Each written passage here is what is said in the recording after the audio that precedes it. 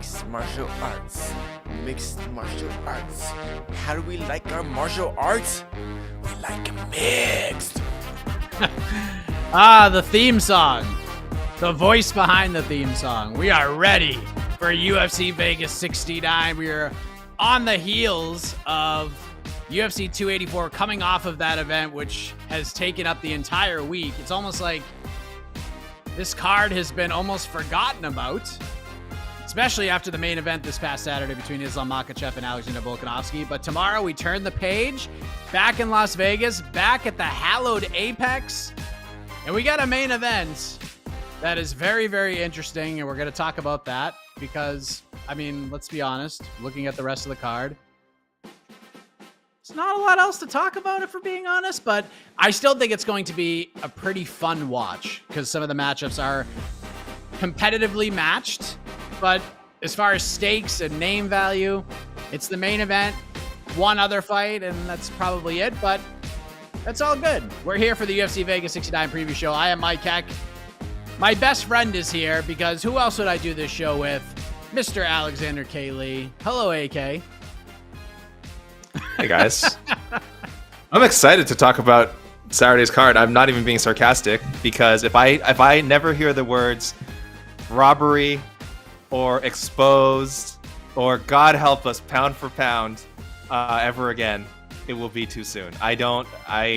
People have done everything in their power to ruin what was the best fight of the year so far. I know it's early. One of the best, I think one of the best main events we've ever seen. I thought it was so much fun, so enjoyable, and all the discourse that has come out of it has just been absolutely miserable. So I'm ready to move on. I'm ready to move on to a main event that I think has I don't know. I think the stakes are pretty clear. I have done a poll, of course, for the people. And I don't mean to steal your thunder, Mike. I know we're going to get into this very soon, but should the winner of the UFC Vegas 69 main event between Jessica Andrade and Erin Blanchfield become the number one flyweight contender? So far, yes, surging ahead. A very, very big early lead for yes. Well, I mean, it wouldn't be a preview show with you on it if I didn't ask a gymnastics score for this card, AK. It is. We have to keep in mind, though, some positives going for it. Main event, really good, very compelling. We'll talk about it. The legend Jim Miller is fighting Alexander Hernandez. There's some, if you're into the up-and-comers and the prospects, we got a bunch of those on there. Some stories for some of these prospects that are very interesting. We have a 4 p.m. prelim, 7 p.m. main card, and a nice, tight 11 fights, AK. Nice 11 fights. So factor all of that into your score. Where are we at? 8. I'm going with 8. I don't want to oversell this card, even as, we're going to break it down. We're going to focus on a lot of the positives of this event, but it is essentially a one fight card. That one fight is, I think, super compelling. Somehow more compelling than the, what was already a solid main event. It was supposed to be Taila Santos versus Erin Blanchfield. Taila Santos, with some visa issues, was unable to make it to Vegas for this fight. And again, and I probably would have had the rating the same either way, even though I am more interested in this fight than I am in Taila Santos, Erin Blanchfield. I think the 8 ratings was gonna be there no matter what. Again, it's not a pay-per-view. I usually say pay-per-views start off with like a degree of difficulty of 9, and generally it had to be a pretty deplorable pay-per-view to fall lower than that. Fight nights, I'll say almost same thing. The floor, even though these days the floor should probably be lower, the floor is generally an 8. Again, I think we'll have some highlights on this one. The fact you mentioned 11 fights, that's nice because also some of these fights could be a drag. That's just what happens when you have all these cards, and especially with one that's so close to 2 pay-per-views coming up in March. Those pay-per-views are looking great. So the fight nights around it are very likely going to suffer. That's kind of just the way it is. And this is one of the cards that's taking a hit. So I'm going to be generous here and saying 8. Again, this doesn't mean I think the card is like an 8 out of 10 in terms of quality. It means that if everything goes right, we get like 5 or 6, 7 great finishes. The main event delivers either with, a super exciting highlight or a great back and forth battle.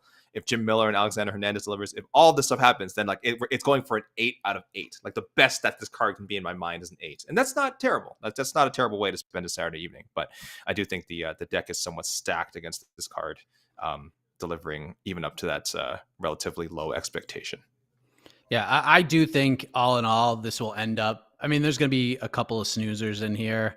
I think most people could look at the fight card and kind of pick those out. But I think all in all, as a watching and viewing experience, I don't think this is going to be a tough watch. Like, I think there's going to be finishes. I think the main event is really fascinating. There's other fights on here that I am intrigued about. But this is just name value and on paper and just the appeal to people like outside of the hardcore fandom. There's just not a ton of it.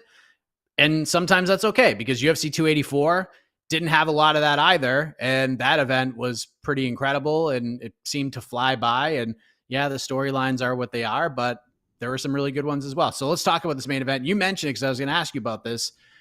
You're more excited for this fight, Jessica Andrade versus Erin Blanchfield, than you were for the Taila Santos versus Erin Blanchfield fight. Why, AK? Why is that? Just because Jessica Andrade is involved. You throw Jessica Andrade as a replacement for any fighter, that fight becomes more exciting. I don't care who it is. If she replaced Valentina Shevchenko against Alexa Grasso, I'd say that's a more exciting fight. Jessica Andrade is awesome. She just bounces between two weight divisions, smashes people, submits them, ruins other contenders' plans, just does not care about the UFC's plans. She says, listen, if you're going to sign me up to go up in there against someone, I'm not a stepping stone. I'm not a name for someone else to make their name off of. You sign me, I'm going to do some damage and hurt somebody. Lauren Murphy found this out the hard way, and then all the credit in the world to Lauren Murphy. She is certainly not someone who's like, oh, I'm getting matched up with Jessica Andrade and I'm going to beat her and get a title shot. She definitely knew, like, there's a very good chance that Jessica Andrade is gonna pummel me and I'm going to lose all this momentum I had. She put it on the line. Sure enough, that's what we got. Very one-sided decision win for Jessica Andrade. And now this is on the completely other side of things. We go from, again, a great, super tough, gritty veteran in Lauren Murphy to Erin Blanchfield, who we've learned a lot about, since she joined the UFC. Even before the UFC, we had the chance to see her compete, in combat jiu-jitsu and Invicta. So we know more about her than the average, 20, how old is she now? 25? 23, excuse me. 23-year-old strawweight prospect. We know more about her than we normally would, some with that description. But we still don't know a lot. This is her 11th pro fight, and against a really, really big step up in competition. I thought Molly McCann was a good step up in competition last time. Ran through her, just destroyed that test. Taila Santos was an even more significant jump up. And now Jessica Andrade is a level up above her. So I'm compelled from the Jessica Andrade side again. Does she just add Erin Blanchfield to her highlight reel? And I'm compelled from the Erin Blanchfield side. If she gets a win over Jessica Andrade, decision, submission, anything, split, I don't care. Controversial. If she's able to take Jessica Andrade to the limit and squeak out a win, I'll be absolutely amazed. And I will be the first one saying, you know what, just throw her in there with the Valentina Grasso winner. And I totally approve. Yeah, I feel if Erin Blanchfield wins this fight in any way, she gets the title shot. Like she's next in line. I mean, if Alexa Grasso beats Valentina Shevchenko, they'll probably run that one back. But if Shevchenko wins, and I think most expect her to, if Blanchfield wins this fight, I mean, there's no other fight. It's give her the title shot. She's 23. Even if she loses, it's not like she can't get back and get another one, because I think she can find her way back, mostly because Valentina is just not going to fight forever.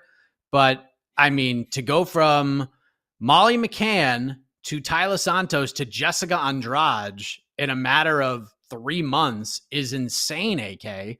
And so I feel for sure that if Erin Blanchfield wins, she's getting a title shot. Jessica Andrade is a little bit different because it's not like she's calling for Valentina. She's calling for Zhang Weili. If she wins, she wants the 115-pound title fight.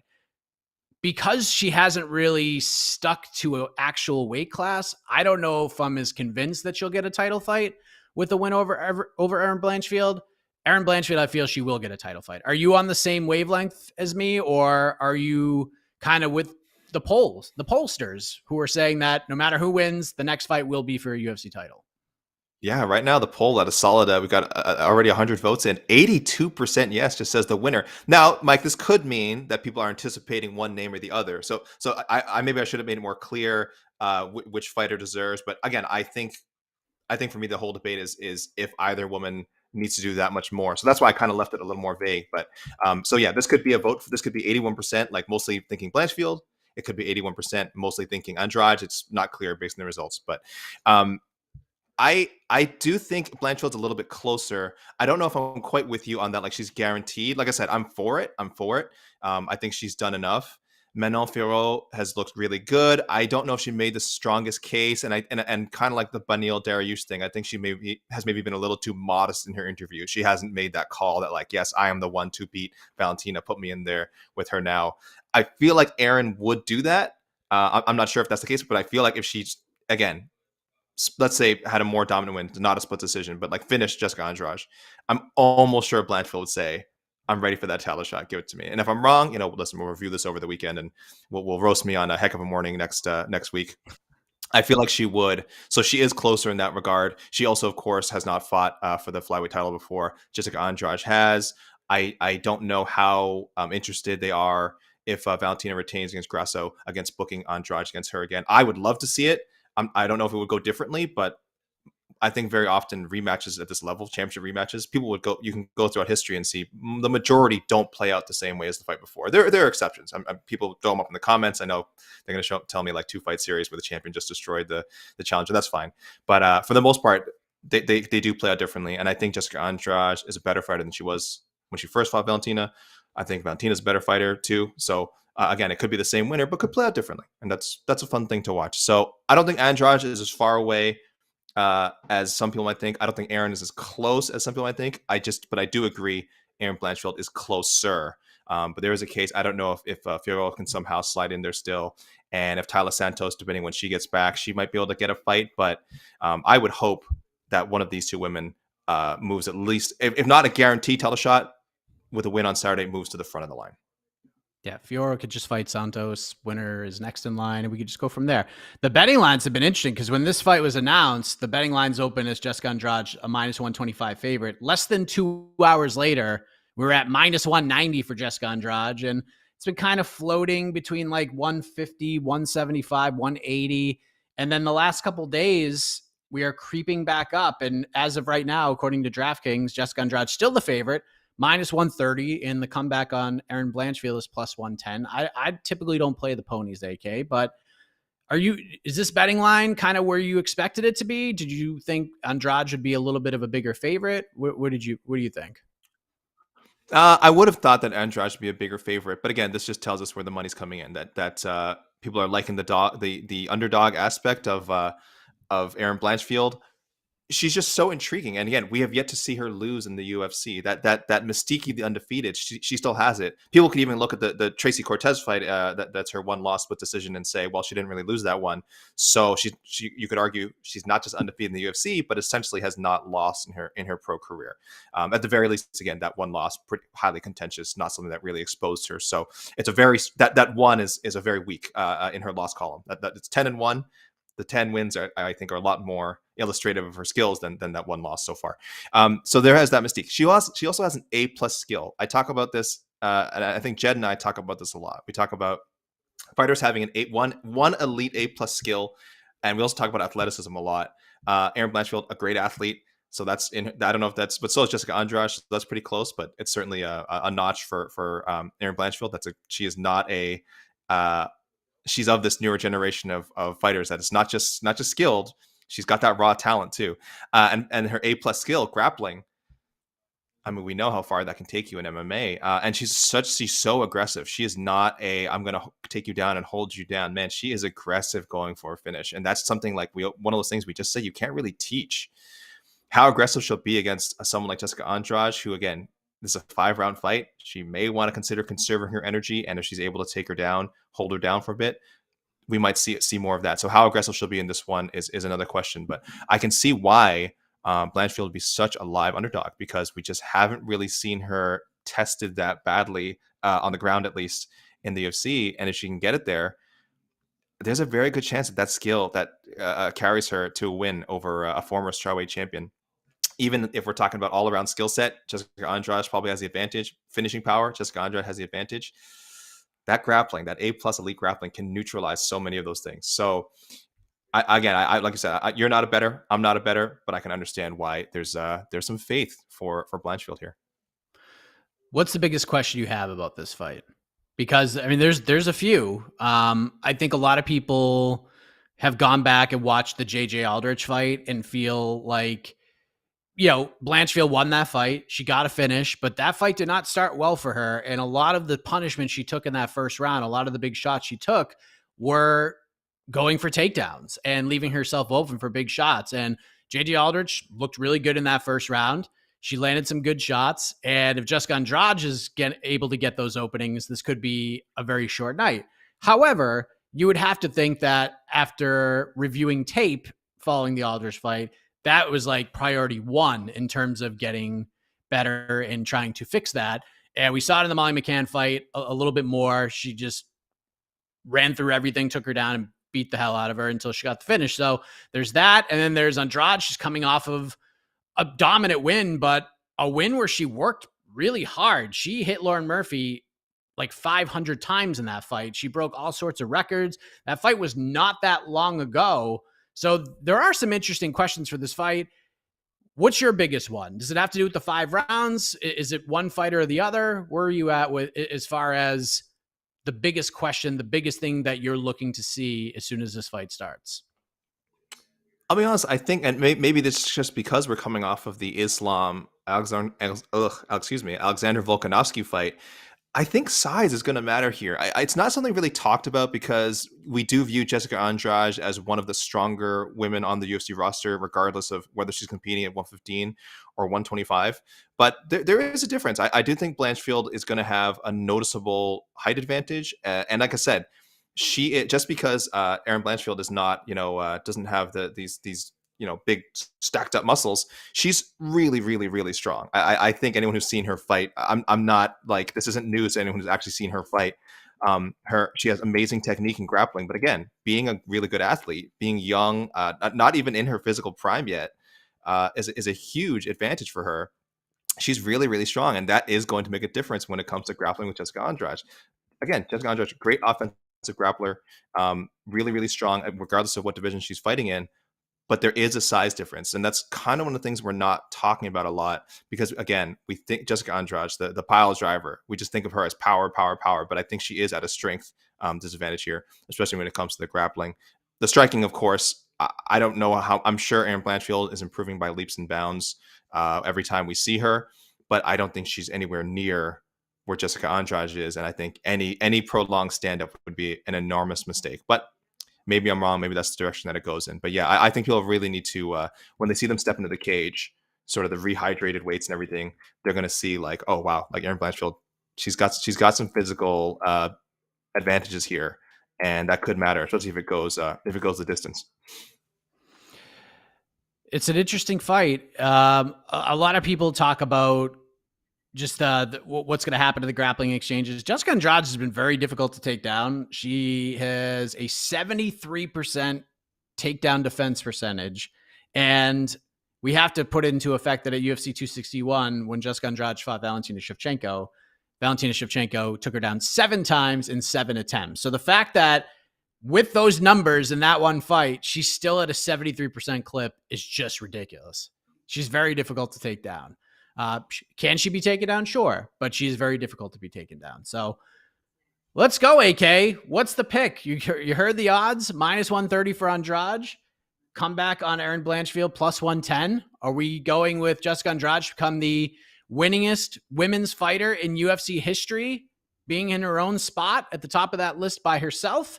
Or will Erin Blanchfield get over the hump a lot quicker than people thought she would and perhaps find herself in a title fight next? People know me, Mike. I'm going with the boring, safe pick here. It's hard for me to pick against Andrade. Week's notice or not, she strikes me as the kind of fighter that's pretty much always in game shape, is always gearing up to fight someone. This specific opponent, yes, very tricky. Probably the strongest grappler she's faced since, maybe Valentina. I know Cynthia Calvillo's in there, but honestly, at this point, I would give Erin Blanchfield the edge over her. Amanda Lemos, also a great grappler, and I might give Blanchfield the edge over her as well. So maybe since Valentina, she hasn't faced someone with this level of wrestling and this submission offense, but I do think, as you just mentioned, it's hard to take Jessica Andrade down and keep her down. I mentioned the size thing, and for sure, I think Erin Blanchfield will have some success. Can she control her and keep her down for 5 rounds, or even if she gets a takedown every round, will it be enough to mitigate what damage Jessica Andrade is able to do on the feet? So while I'm leaning towards an Andrade finish, I could also see Andrade winning a decision again, just by doing more damage with the striking, leaving a better, bigger impression on the judges. So I've got Andrade winning pretty firmly in my mind. I am going to go finish. Again, and this is listen, I want to remind people, Erin Blanchfield's 23 years old. She doesn't turn 24 until May. She has a lot of growing to do. She has a lot of great fights ahead of her. She might fight Andrade again somewhere down the road. She might win a couple of other fights this year and end up getting a title fight in 2024, and she might lose that. She has losses ahead of her. She's a phenomenally talented fighter.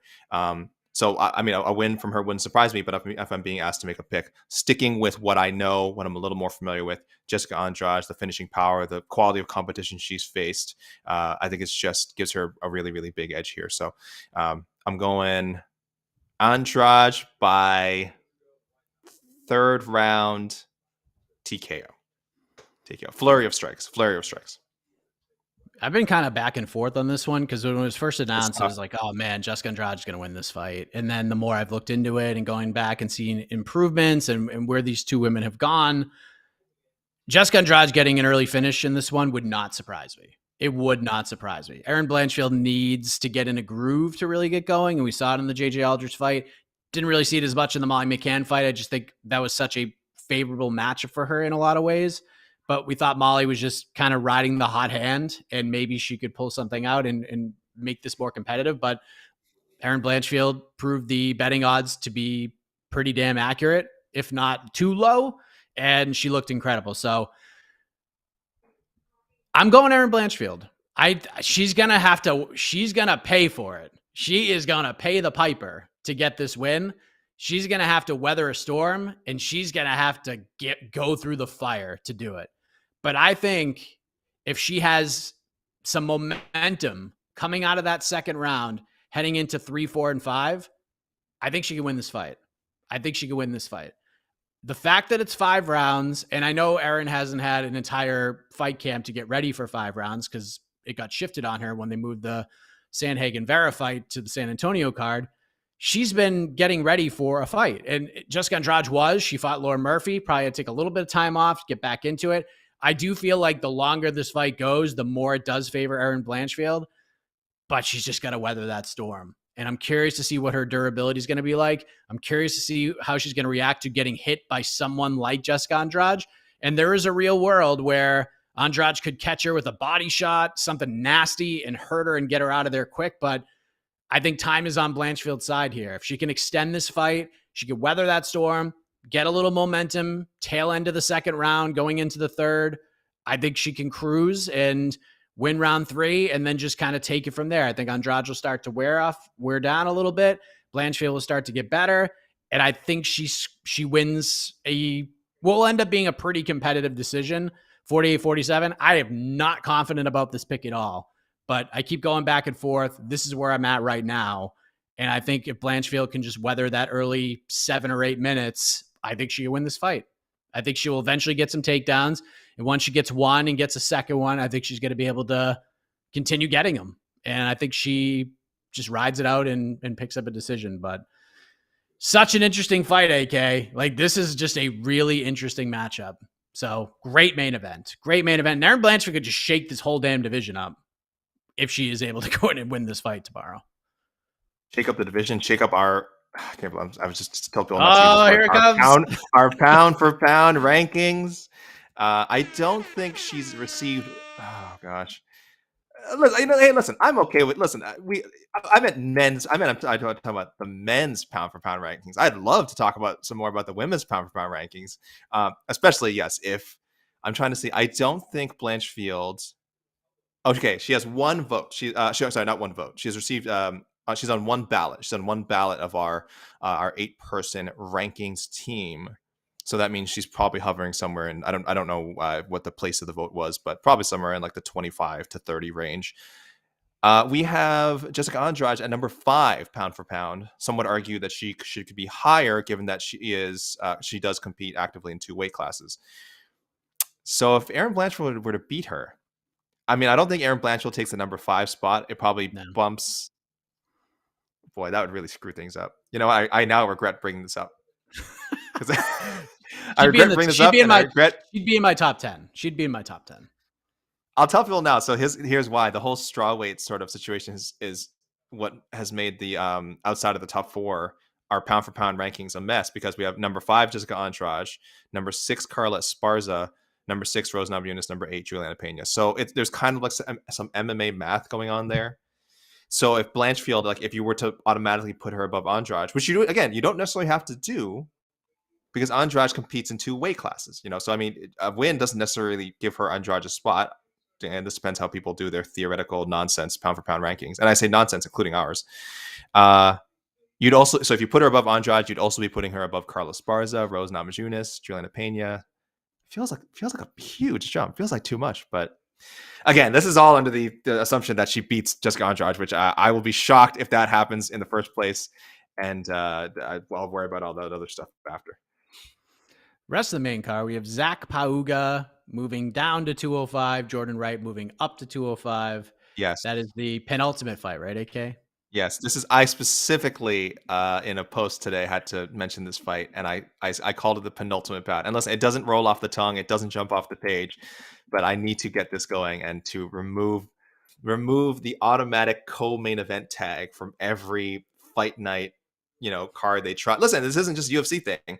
Bellator as well. Bellator has had some second to last fights that I'm like, this is not a co-main event. Let's be honest. They have a card coming up that has a main event that isn't actually a main event. Okay, I'm not going to name names. I'm just saying, people, check your Bellator calendar. There's probably a card coming up that you didn't even know was happening. That's headlined, I guess literally headlined. I guess you can't take that away, by 2 somewhat anonymous heavyweights. Let's put it that way. So Jordan Wright, Zach Pauga. Listen, this is the spot they ended up in. I don't know how, we're going to talk more about the card. I'm really not entirely sure how they decided who to put where. You know, we've got Jim Miller and Alexander Hernandez, but that makes sense as a main card opener, so I'm kind of okay with that. You have some fighters with numbers next to their names in the prelims. I'm not sure why you would, you know, maybe not give one of them the co-main event slot, other than the fact that those matchups aren't, like, on paper might not be super entertaining. So yeah, this is what they're going with. They're going with, we hope the second last fight has a finish. And given the names involved, highly likely. Again, if I gambled, I would absolutely take the under. As far as like, is the fight going to go to decision? Possible. But I mean, I don't know what the odds are. I'll check real quick, but it has to be like under 1.5 is minus 200. Under 2.5 is minus 455. So yeah, that sounds right. That sounds right. Yeah, and listen, Jed and I, again, we always talk about, you need fighters on rosters who lose in entertaining ways, and Jordan Wright has been that guy.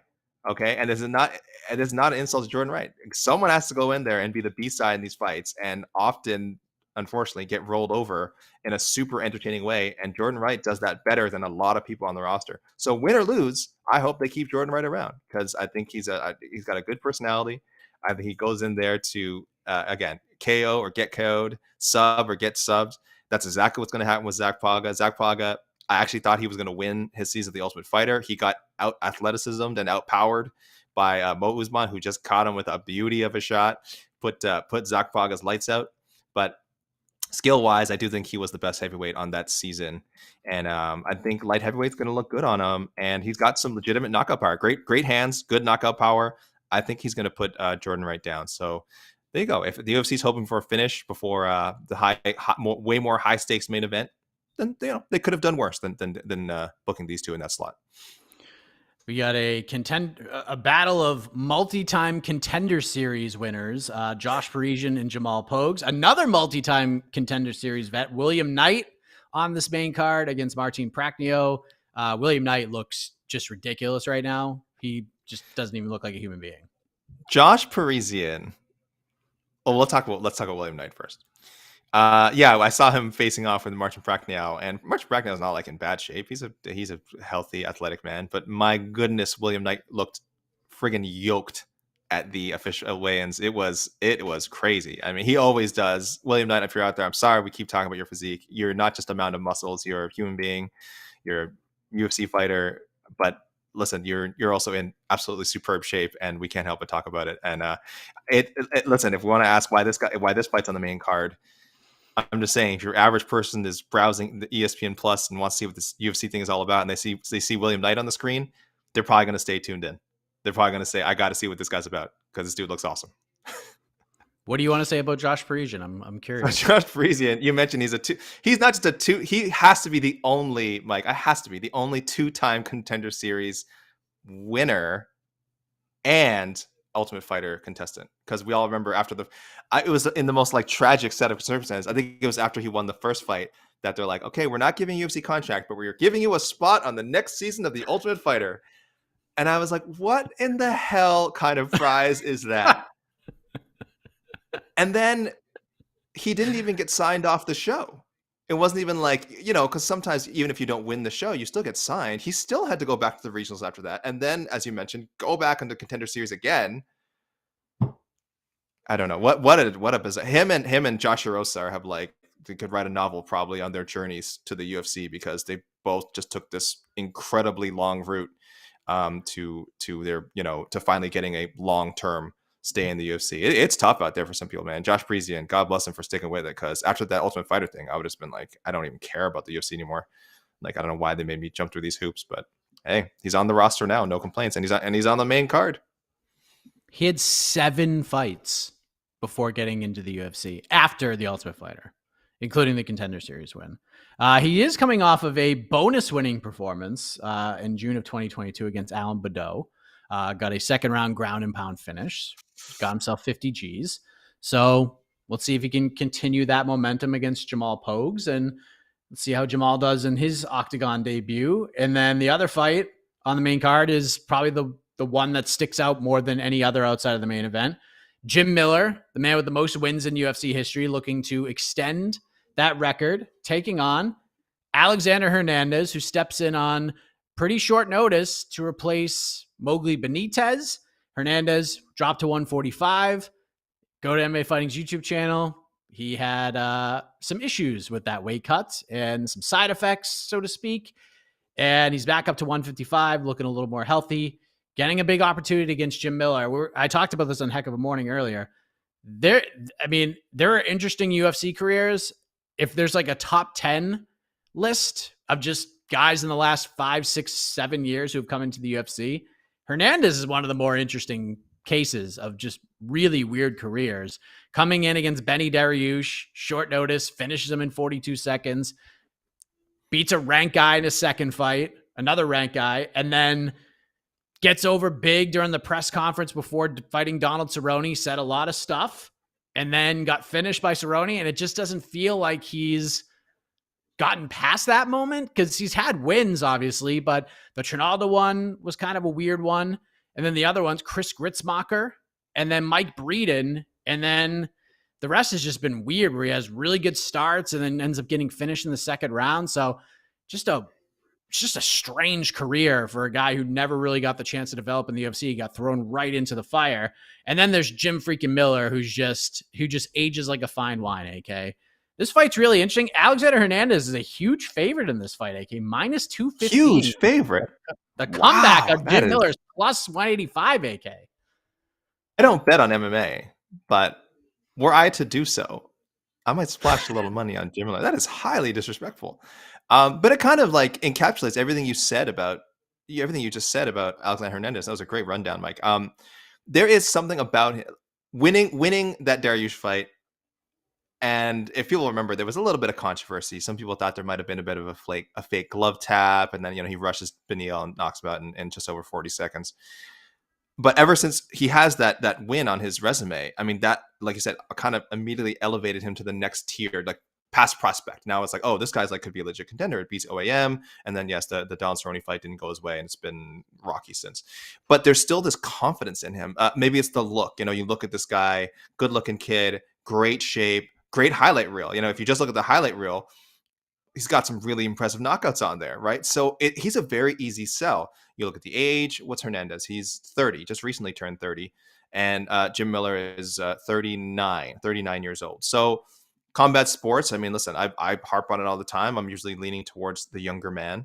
But Jim Miller is like an exception, like because he's been beating younger guys. He's been beating more athletic guys than him. He's been beating more explosive athletes than him. You know what I mean? So if this was like his kryptonite, it would have happened a long time ago. And it's not like he's on. It's not like Jim Miller's on like a 10-fight win streak or something. He does lose fights, but he usually is able to make up. He's so skilled. He's usually able to make up that gap in whatever physical advantage his opponent may have. So that line does surprise me. I actually did not. I had not looked at it.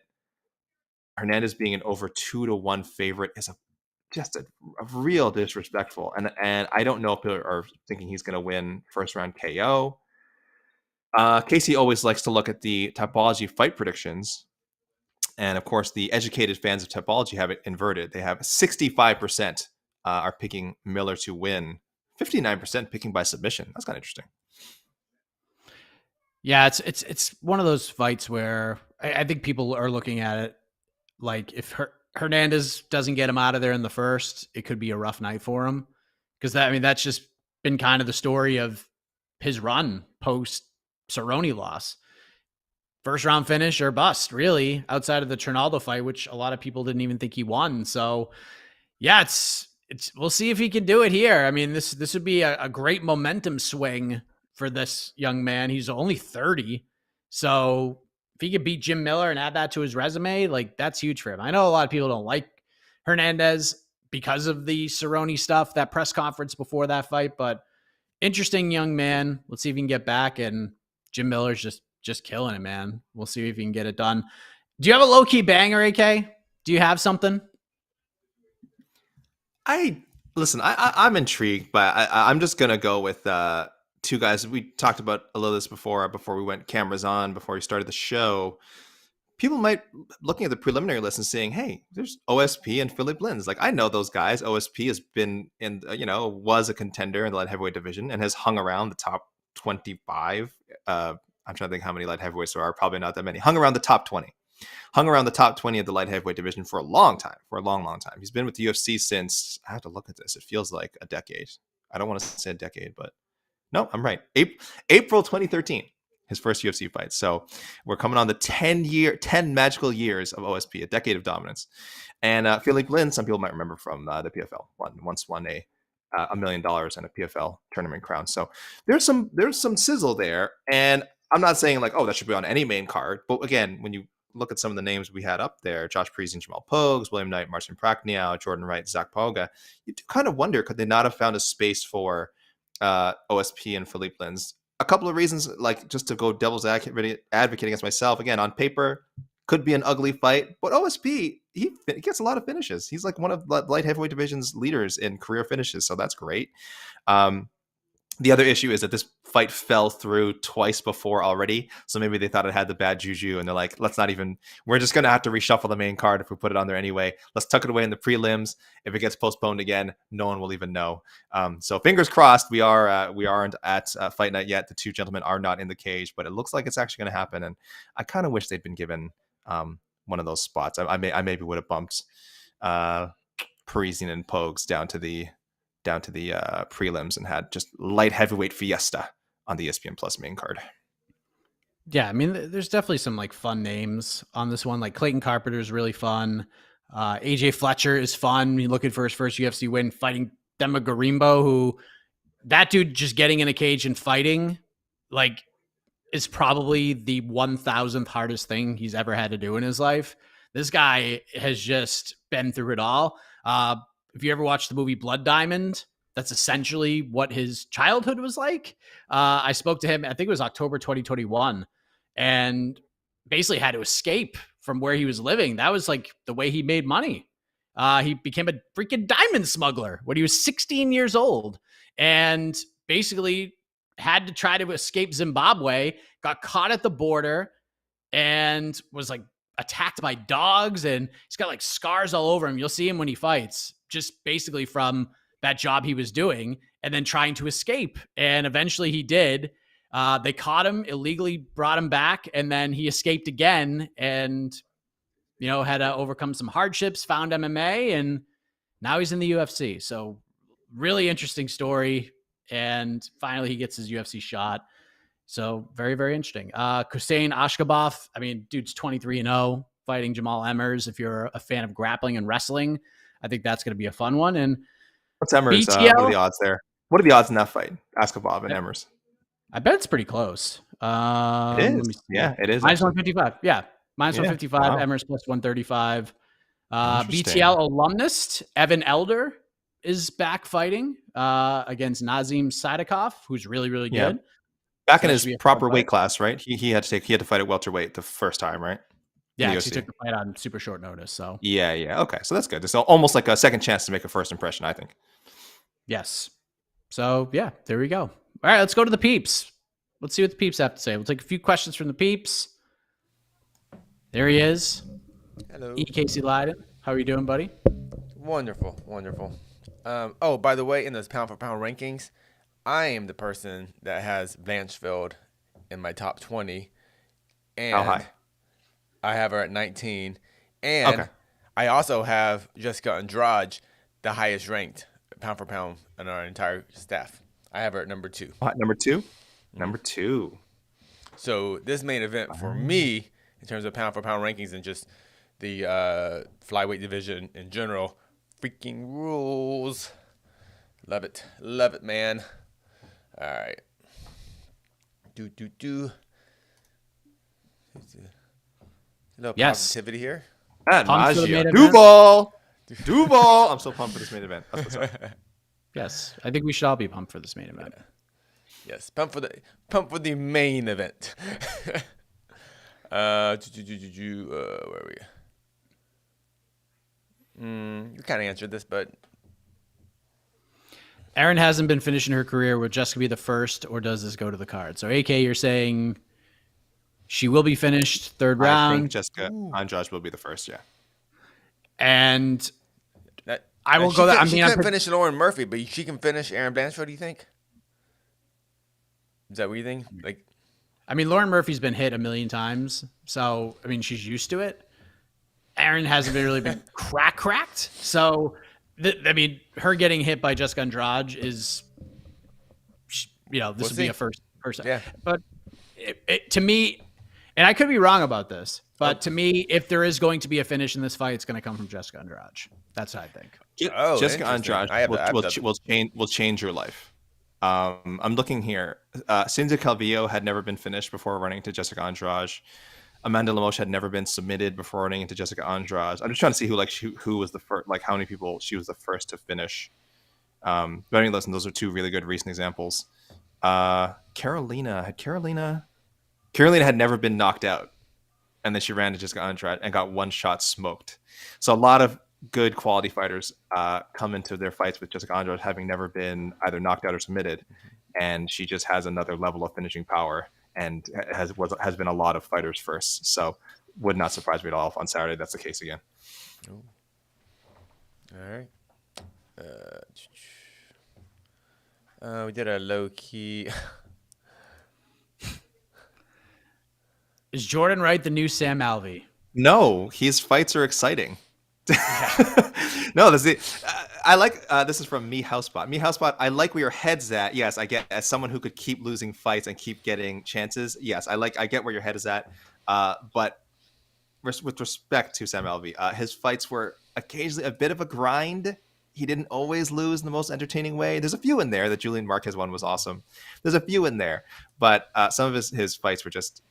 It's why I think one reason why people were so shocked that he was able to hang on for so long was that he wasn't even losing, getting smashed every time. Some of those fights were just completely forgettable, and he was still hanging on. Jordan Wright is again, he's going in there and he's just getting got real bad. If they did a reverse highlight reel, he'd have one of the best ones out there in the UFC right now. And it sounds so insulting to Jordan Wright. But again, there is an art to going in there and being aggressive and going for the kill and getting taken out. And again, you need fighters like that. That's what I believe. Yeah, he just gets or get got. Yeah. That's And hey, it. Jordan Wright, prove me wrong. Prove me wrong. Take out Zach Poga. You know what? You add to your actual highlight reel on Saturday. You take out Zach Poga because I'm happy to be proven wrong. I think it's a bit unfair for Jordan Wright that the fact that they put him in the co-main event. I mean, it's fine that he got another fight, but being a co-main event is kind of asking a lot from what we traditionally expect. But that's all. I think he's probably more, and this is not exactly the same, but I think he's probably more. He's like more Jeremy Stevens than Sam Alvey, if that makes sense. Because Stevens, in a lot of respects, is a get-got guy too. So I'm into that. It's just, except with Jeremy Stevens, he's all mean-faced, and Jordan Wright's just big smiles. Yeah, very, very happy. Yeah, I'm surprised Jordan Wright's is such a big underdog in this fight. I thought this one would be aligned a little bit closer, despite the 3-fight losing streak. But I just considering what Jordan brings to the table, and that fight's just going to be madness. I don't think he's a plus 225 dog in this fight. I'm picking Jordan Wright. Oh man! All right. What's at stake for Andrade? I think she's go ahead, Go ahead, Mike. Mike. You go. I'd be happy to see her get a title shot in either division. I know it'll look weird if she wins and then gets a 115-pound title shot, but Rose Namajunas is nowhere to be seen. The title shot is her, as far as we know, is hers for the taking. There's that history with Zhang. She's beaten her twice. We're pretty sure if Rose comes out and or even not even publicly goes to the UFC and says, "I'm ready. I'm ready to fight. I have the formula to beat Zhang. I've done it twice. Let me go in there and get another shot at her." I'm pretty sure they would. So the fact that has not, as far I haven't heard any rumblings, and that has not been made yet, is surprising to me, and that does leave the door open. And again, I feel like you have to reward Jessica Andrade. I don't know how many times Jessica Andrade has fought since Rose Namajunas last fought. I don't see how anyone could complain if the work that she's done in 2 divisions over the past whatever year or so should earn her a title shot in especially a strawweight. Well, again, with the presumptive number 1 contender nowhere to be seen. So I don't normally like fighters getting title fights, fighting in a different weight class, but she's done enough work in both. Jessica Andrade deserves it. So she could be next for Zhang. She's going to be, if she wins, she'll be fighting for one of the titles next, I have to imagine. It's close. But to me, I think she fights Rose next, no matter what. I think that's the fight that makes the most sense. It could be a 115, it can be a 125, doesn't matter. If Rose wants to actually go up to 125 and test it out, she could fight Jessica Andrade, who has fought at 125 many times at this point. So do that. Big, huge fight for both women. Winner gets a title shot. There you go. Man, for as awesome as the women's 115 division is, there isn't really like a number 1 contender right now, really, is there? It's kind of weird. Lemos, maybe. Lemos is probably like the front runner, and then Andrade is kind of there, but she fights at 125 most of the time. So, I mean, actually, I'm gonna go to this question by Mr. Boza. Actually, Jessica doesn't want to stay at flyweight. She thinks if she beats Erin, she would get Weili next. Should Jessica just pick a division and stay there? I don't look at this like the same as, I don't know. I think she's fine doing both. Keeps her busy, keeps her active. She just wants to get in there and scrap. And like we just said, Zhang doesn't really.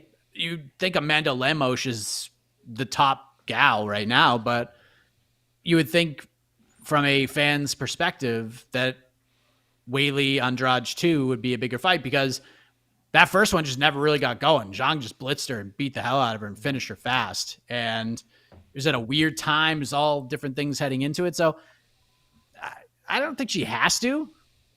What do you think, AK? I don't think she has to. I think she's fine. Not at all.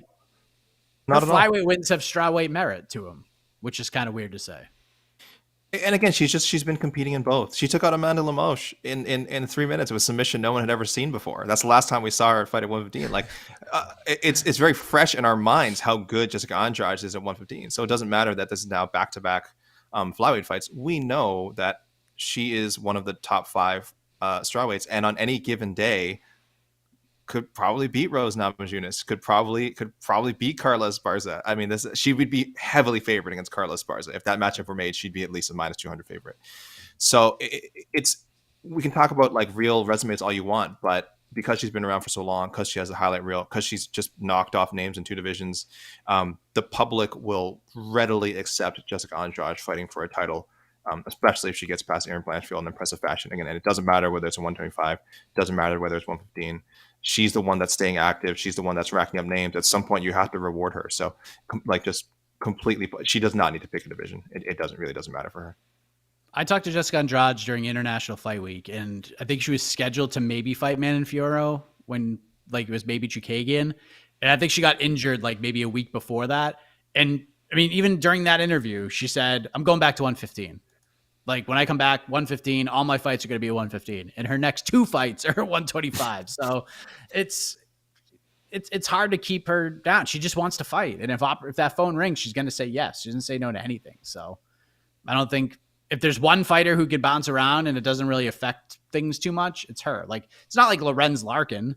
Like, Lorenz could be ranked in one of these divisions in our rankings, but he'll fight twice at 185, then he'll fight twice at 170, and then he'll go back to 85, then he'll miss weight, then he'll go back to 170. So it's like, it's a different story between him and her, if that makes sense.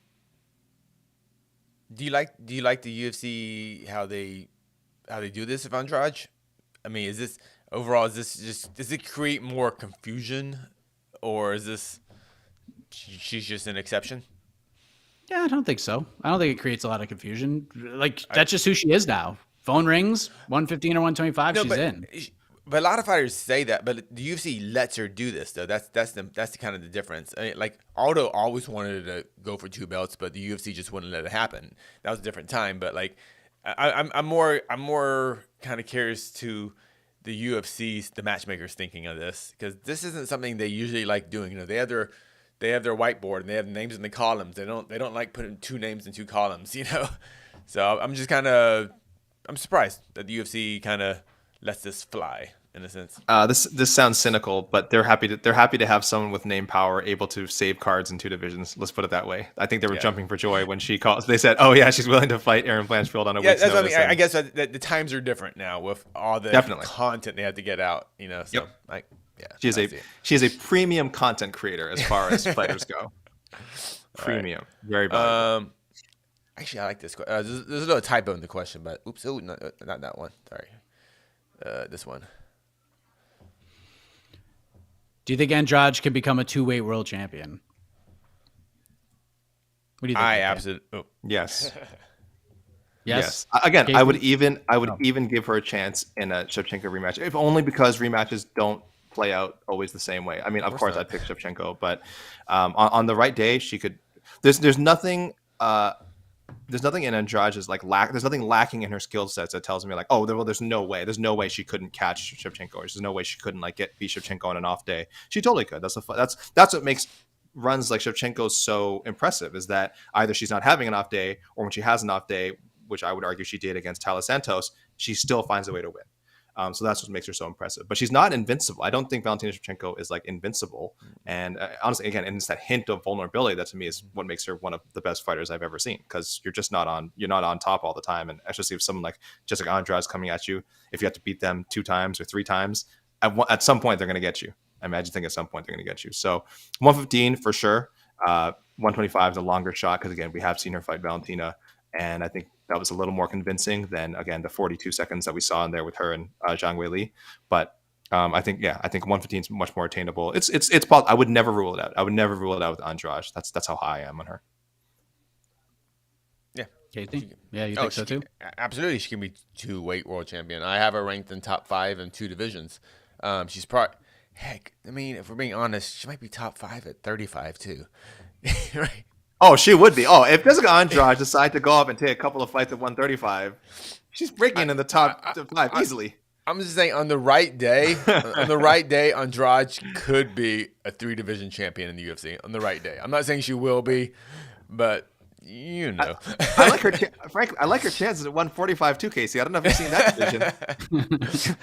Skill wise, she'd probably be pretty good at that. Yeah. So I mean, Jessica Andrade is awesome. That's all. Josiane Nunes or Jessica Andrade, JK? Who you picking? I would see now. I just really want to see that fight. I would love to see Josiane Nunez fight Jessica Andrade. That's another UFC. If you got another fight night main event slot to fill later this year, I'm just saying keep that one in the back pocket. I think she could become a champ. I think she could, but I don't think she will. Will and could. She has the skill set on the right day to definitely beat all the champions. That's all I'm saying. And I can't name any other fighter I can confidently say that about. I would say, maybe Valentina could be a 2-division champion. That's probably the front runner, but sure. I think Zhang Wei Li's gonna have a chance. I think Zhang Wei Li's gonna have her chance to be 15 and 20. Yeah. I just want to see Wei Li try. I'll eventually, maybe defend the belt strawweight again, clear the division out. A few more times. Yeah. Clear the division out. A couple more. Yeah, two. I like two title defenses before we start getting that conversation going. Yeah, I completely agree. All right. Real quick, I think there was some confusion. Just people didn't know probably. So why did Taila pull out of the fight against Blanchfield? So there were some visa issues with members of her team. They just couldn't get over. And at the end, the UFC tried to help. They just couldn't get it done. So Taila elected not to fight. And I don't blame her for that. I believe one of the corners is her fiance or husband or something. Somebody very close to her that she really wanted in the corner and has been with her for most of her career. So in the end, it was, we're all there or none of us are there. And that's the decision Taila came to. Don't blame her for whatsoever, especially for a fight that big with title hopes for her, especially coming off that close fight with Valentina. Flying from Brazil, big weight cut. Risky fight. Yeah, very risky fight going from 3 rounds to 5 rounds. There's a lot of changes for her and not being able to have her team over there. In the end, ultimately, she decided not to fight, and do not blame her for that whatsoever. Okay, and it's just more of a comment, but I kind of like this. Tell me what you think. Lisa, seems like no downside for Blanchfield in this fight other than the pain of Jessica's strikes. Huge leap in experience for Erin, no matter the result of the fight. I actually completely agree with this. Yeah. I think if she gets the doors completely blown off of her and doesn't do anything, that's not going to be good. But other than that, I don't think that's going to happen. I think even if Andrade gets her out of there, it'll be a competitive fight until that point. But even if that happens, I don't think it's it's a loss and it'll sting, but I don't think it downgrades her that much, especially with the short notice effect to it. It's high risk, low reward. Honestly, it's a higher risk, high reward, lower risk fight. If that makes sense, you know what I'm trying to say. I got you. Not from a physical sense, because Jessica Andrade is Jessica Andrade, but in terms of ranking and legacy and where she's at, where that puts her in the grand scheme of things. If she loses tomorrow night, which from what I hear, a lot of people are expecting her to do, she's going to be fine. She will be fine. She will get a few more fights and she'll be right back. So I don't think, is this a house money fight, AK, to you? Yep, I think Lisa Llewellyn phrased this perfectly, because the immediately I would say there is a downside, and there's always downside to stepping in there with Jessica Andrade, and that's beat up, getting punched so hard in the face it may change your life. And again, I mentioned the Kovalkovich loss before. Carolina was never the same after. You could say maybe it's just she was going to start trending downwards anyway, but she literally lost that fight, and I think lost her next 3 or 4. And I personally directly connected to getting one shot popped by Jessica Andrade. I think that really changes your whole perspective and everything. I think it really shakes your confidence. Erin Blanchfield is only 23 years old. She's obviously significantly younger than Carolina was when she fought Jessica Andrade. So, and her whole, as much as we talk about her skill set, her physical gifts, so much of her run has also been defined by her maturity. I think anyone who's interviewed her or seen interviews with her, she really does carry herself as someone with some perspective, someone who knows where she belongs in the pecking order right now. I'm sure she's 195 million% confident that she's going to run through Jessica Andrade on Saturday. But I think she will very quickly be able to, if it doesn't go her way, by Monday morning, she'll very be quickly able to pivot to, well, okay, here's realistically, if she loses, here's why I lost. Here's what I can do to get better. I do think I can beat Jessica Andrade someday. Now is not my time. I think she has the mentality for that. I think she has the team to help her get through that. So there's always a downside to losing, but as far as long-term damage, I think she'll be fine. It's not quite house money. I don't know if I'd go all the way there. But I would be shocked if she lost and people would are immediately swearing her off, because a loss to Jessica Andrade will just tell you how good Jessica Andrade is, and not necessarily anything about negative about Erin Blanchfield. Yeah, I don't agree with no downside, but a loss will tell Erin and her camp what's missing, because with the Marley McCann fight, even though I thought that was just an incredibly great matchup for her, the experience was great because it was MSG. It was a highly promoted fight. With this, is a little different. Since it's at the Apex, it won't be like highly promoted. It won't be a big crowd. But 5 rounds, main event against a main event type of fighter in Jessica Andrade. And if Blanchfield does lose this fight, she's going to find out a lot about herself. And, just depending how she loses. And there's only one way to get that, and that's to get in the cage and fight fights like this. And the big missing, I don't know, the mystery of Erin Blanchfield is like we know she's getting better, but how much better is she getting? And even though she looked great against Molly McCann, we have to hope she's even got a little bit better than that performance to beat someone like Jessica Andrade. So that's why this fight's awesome. I'm very excited about it. All right. Do you have anything else, or are we good? I think we're good. All right. Well, we will be back tomorrow, 3:30 p.m. Eastern Time, People's Pre-Fight Show, to get you ready for all the action. Your questions start to finish until the first punches are thrown. Then we'll have a post-fight show when it's done. And then AK and I will be back Sunday morning for some matchmaking. On to the next one. And then next weekend, Bellator has a card, UFC has a card, and then we're on to UFC 285 and the return of John Jones. So get excited, everybody. So thank you for watching. We'll see you tomorrow. For AK, for E. Casey Leydon, I am Mike Heck. Good night, everybody. Oh, and watch some BKFC tonight. Yes. We'll be covering. Follow on MMAfighting.com.